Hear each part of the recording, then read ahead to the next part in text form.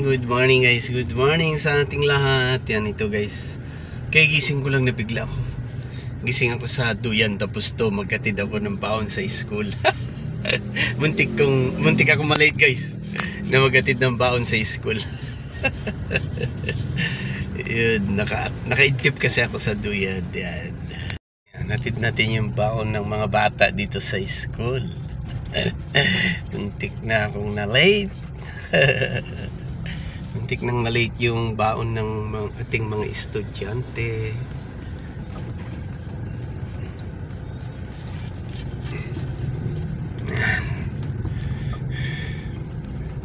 Sorry na ya, sorry.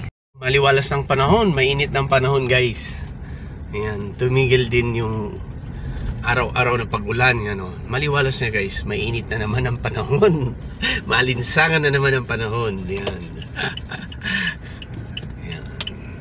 Maliwanag na naman. O, diba? Mainit na naman ang panahon guys, oh. Oh, wow. Matraffic na naman dito sa paakyat. Traffic na naman tayo. Yan, oh. Traffic pag may time. Diba guys? Traffic na naman saglit dito. Hindi. Okay pala. Okay. Ayan. Kaantok ko lang. Katutulog ko lang. Pero inantok pa rin ng tao.